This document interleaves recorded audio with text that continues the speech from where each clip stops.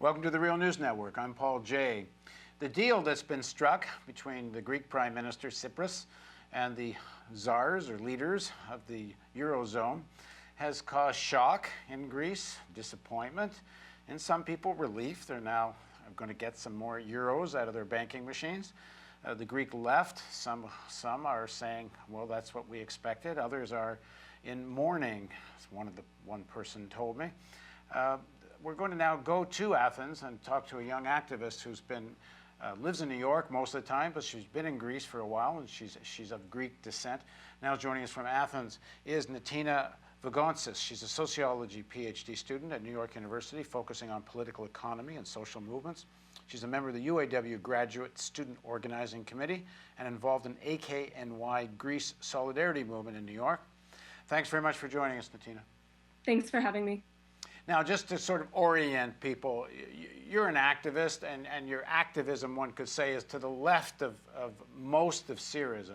Would that be correct? That'd be correct. I've had a lot of my political education from activists in Nantina, which is the anti-capitalist front to the left of Syriza, but that also shares, in terms of political strategy, quite a bit with the left platform. The difference is that they've remained independent of Syriza, and for quite some time they faced criticism actually from activists in the global left for doing that. But we might see actually that there's some merit to keeping independence, especially at this point when the government has capitulated to the demands of the Eurozone. Right, and the left front being the left front that's within Syriza. So talk about the deal. What are the main points, and what do you think of it? Yeah, so where to begin? I think one of the biggest concessions is this, kind of blasé-phrased ambitious primary surplus targets with the addition of quasi-automatic spending cuts. So what this means is that theoretically, the Greek government doesn't meet the primary surplus target of 2% in 2016, or all the way to 3.5% in 2018, there are going to be instituted mechanisms for cutting further down on spending. And even the economics editor, I believe of Reuters, or I'm sorry, I think it was The Guardian, said that this is just continuing a recessionary strategy. Okay, just to make sure everybody got what you just said. So if they don't run a budgetary surplus of what the number was, what, 2% to begin, and then 3.5, you said? 1% in 2015, and then 2 and 3 in 2016 and 17, and then 3.5% in 2018. And if they don't run that surplus, then these automatic cuts will kick in. Exactly. Which you're saying is a recipe for more recession. Exactly. One of the most controversial things that came up in the course of the negotiations was this $50 billion fund that would take Greek public assets and convert them into either privatization, or they say run some of them for the purposes of making money. But the money either way, and it seems mostly about privatization, would be 50% used to pay down the debt, 50% for reinvestment. It's not, I don't know, it's not entirely clear who's running that, but it seems it can't be the Greek government, or there wouldn't be any point of having some new structure, because the Greek government already controls those assets. What do you make of that? And did you expect that to be a deal breaker? Yeah, so the details of that are still very murky. This came out of nowhere for many of us. It wasn't included in the Juncker proposal that was rejected in the referendum. It came this week. And initially, the demand from the Eurozone was that these 50 billion euros worth of assets would be managed and sold off basically in Luxembourg in this mechanism called the Institution for Growth, which was actually set up several years ago under the New Democracy government, with also the assistance of the German finance minister Wolfgang Schäuble through a German bank on whose board he sits on. It does seem, based on reports that came out, there was this one Financial Times piece that said that by 6 a.m., it seemed that, basically the German and Greek sides had reached an impasse.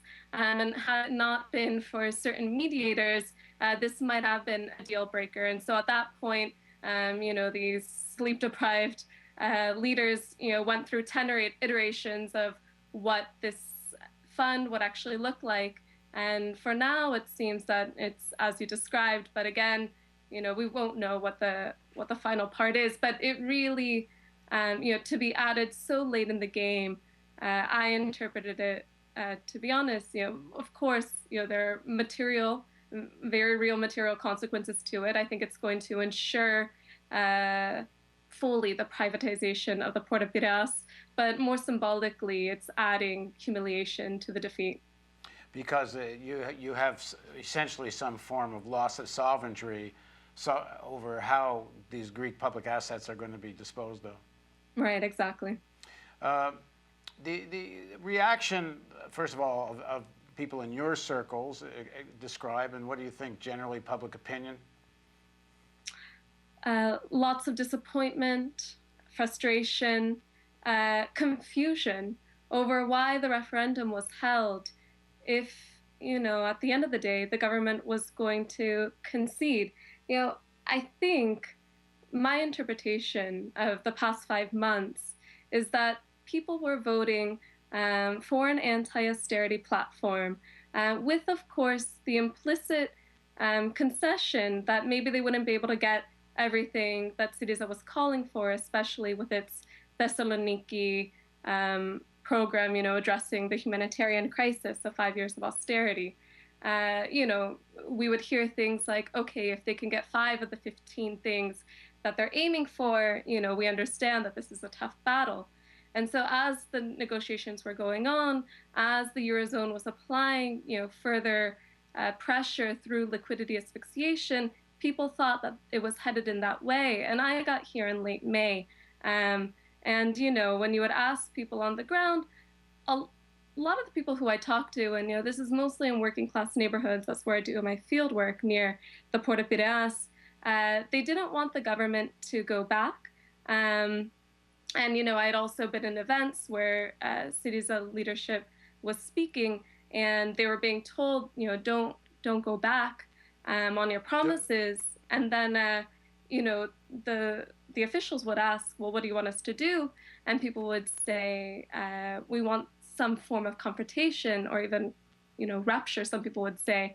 And the government would say specifically, how do you see that? And some people, they would say, as much as it takes. I don't know, what concretely people were thinking when they were saying that, if they meant default, if it meant exit from the Eurozone. But, there was a sense that, people were still wanting the government to stay firm, though implicitly, again, I think that there was some understanding that, maybe they would make some concessions. The referendum, though, changed that. The referendum, when Tsipras was presented with this take it or leave it agreement and he left, and he took it to the Greek people, there was an understanding that he was going to continue fighting.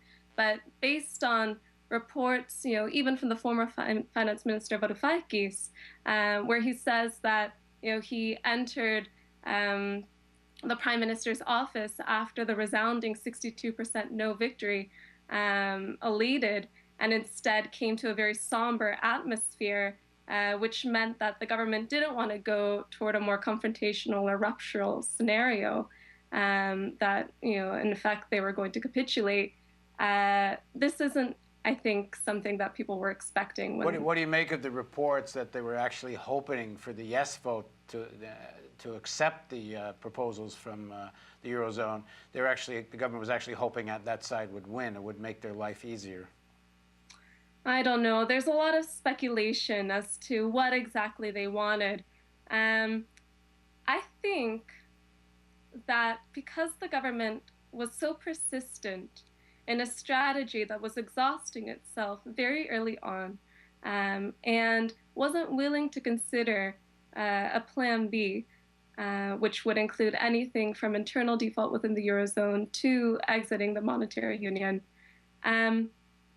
they, kept hoping that they would be able to create some kind of, disagreement within the ruling bloc of the Eurozone, specifically between the French and German ministers. And it could be that they thought that with this no victory, it was a tactic of desperation, of last resort. Maybe they would be able to get something. That's a very, of course, optimistic assessment. It could also be that, they were looking for a no that wasn't as strong, maybe 50 to 55%, that again, they could take to their partners and say, look, are you going to look at democracy in the face and not give us anything? It's hard to know what they actually wanted, but we do know that that night and throughout that week, they were really willing to give up, essentially. It seems a kind of naivete in a sense that they thought that because the Greek people expressed their will, that Eurozone leaders would care, and they certainly had made themselves clear that they didn't care, and Syriza was already elected, which reflected the will of the Greek people. So one wonders why if they really thought so, why the referendum would make any difference in the opinion of the Eurozone leaders. Yeah, I mean, Varoufakis, in this interview that he gave, very revealing. In the New Statesman, he said, I think it was taken before the agreement was actually made earlier today. He said that at one point, I asked my partners, why even hold elections in indebted countries? And they didn't even really give him an answer, which he interpreted as, good question. You hold elections because you're sure you can control the outcome. When you have an election you haven't controlled the outcome of, I guess this is the answer to it.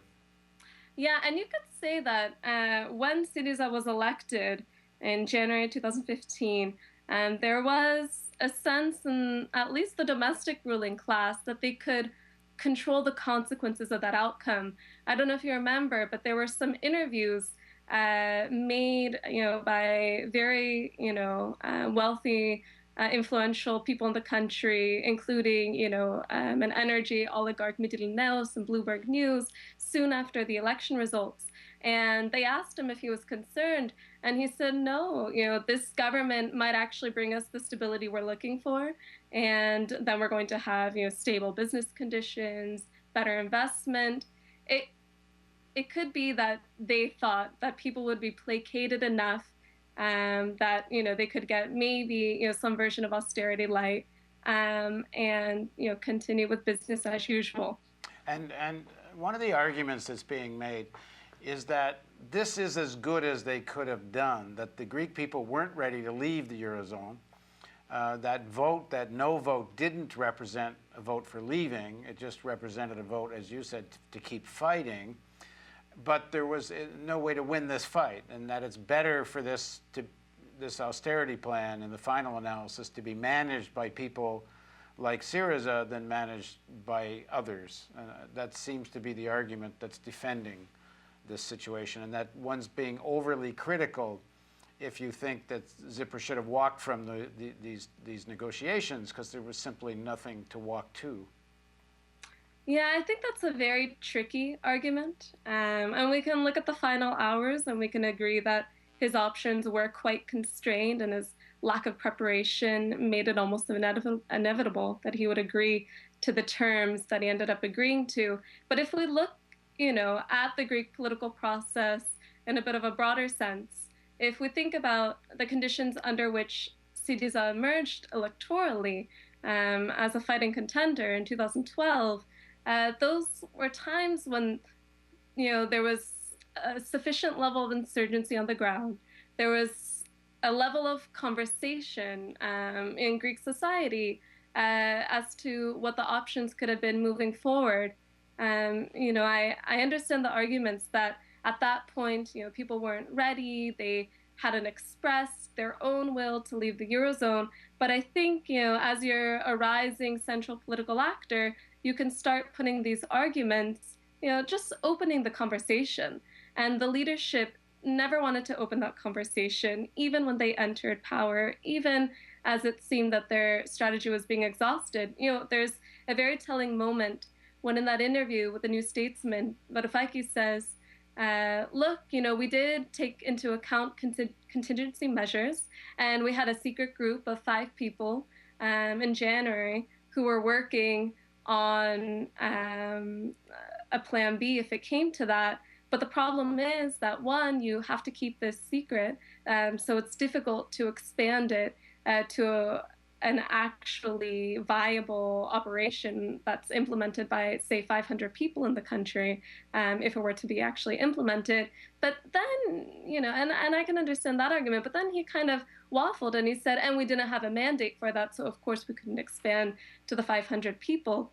And again, I think that you can pursue a strategy that might be with the common sense of the people at that moment. You can say that we're going to try as hard as we can to negotiate and to remain within the Eurozone, but we must be prepared.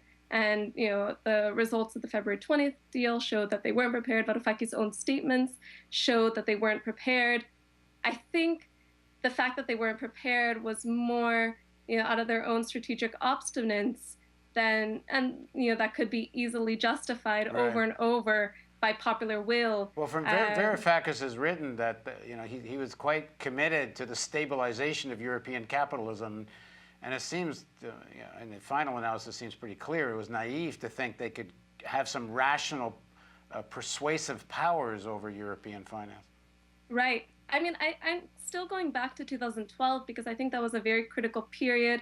I think European capital wasn't quite sure yet how they were going to handle the crisis.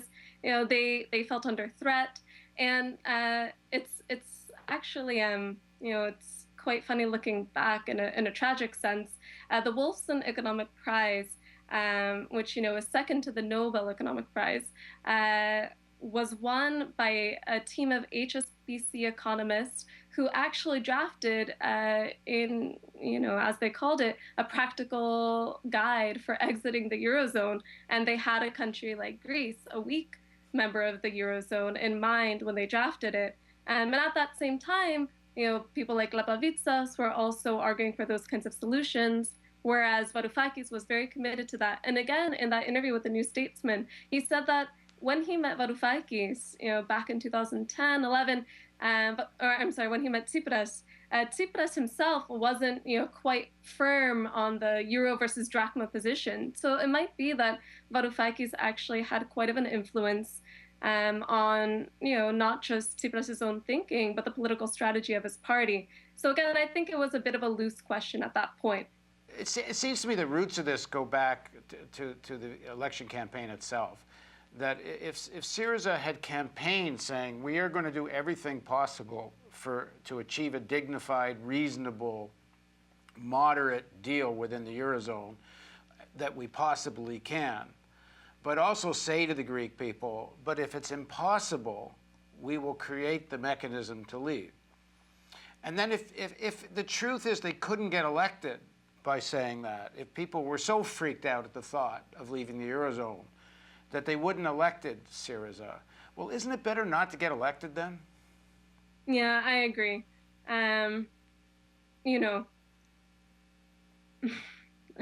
When they were preparing to enter power, because that's really what that period, 2012 to 2015, was, they were visiting, many heads of state. They were visiting different types of think tanks, and their main message was, don't worry, we're not these crazy communists. We're not looking to shake up the whole system. We just have a very simple and reasonable message of anti-austerity.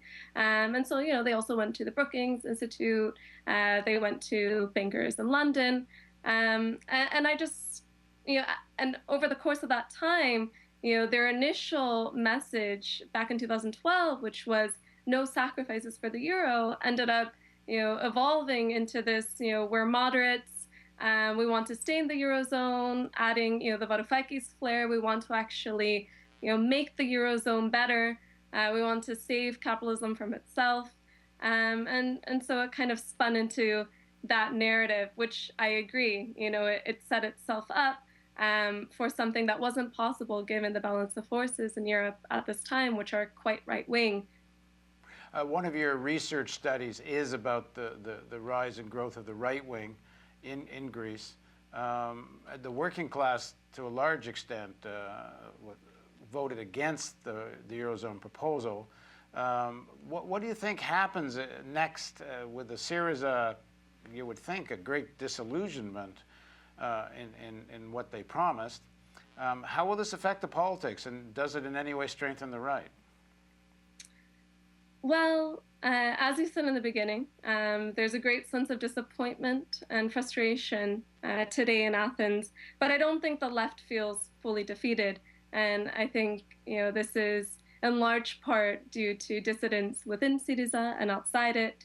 The week, is very young. The parliament still has to pass the measures, which they're expected to do by Wednesday.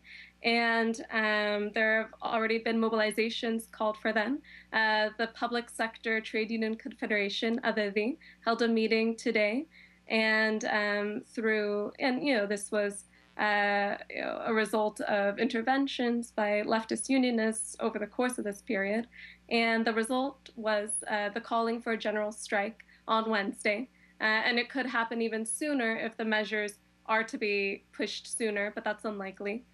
So, the big mobilizations are planned for Wednesday, and it's not just a general strike by public sector workers, but it's also being accompanied with rallies on the streets by civil society organizations, by unions, by neighborhood assemblies, by university and school students.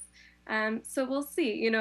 There are always an array of social forces that are released in these kinds of moments, and we have to hope that the rest of the left is going to be able to preserve, the standing of the left with the Greek people. Because one thing that we should know during the week of what some people want to call the Ohi revolt, the no referendum week, was that there was, this sense that the left was starting to gain a certain kind of hegemony within the popular classes in Greece. And this was especially, epitomized by the Friday night rally at Syntagma when Tsipras was due to speak. And of course, that week, again, was a bit suspect for some of us who were watching events unfold, because at the start of the week, we saw that the leadership was starting to send proposals again to the Eurozone, and we were wondering, why call a referendum if you're starting to send proposals again? And this, what we hear, was due to some internal battles within the leadership. Anyway, those were resolved by Wednesday. And by Friday, Syriza was committed to getting a no result. And, at the same time, it hadn't done a lot of preparation to get people out on the street. And, I got there by metro, and I had to wait for 3 different metro cars to come because there were so many people pouring into it going to Syntagma. And once I got out, I could hear echoes of people chanting, Ohi, Ohi. And once we got into the square, there were, people say over 100,000, maybe up to 200,000 people there.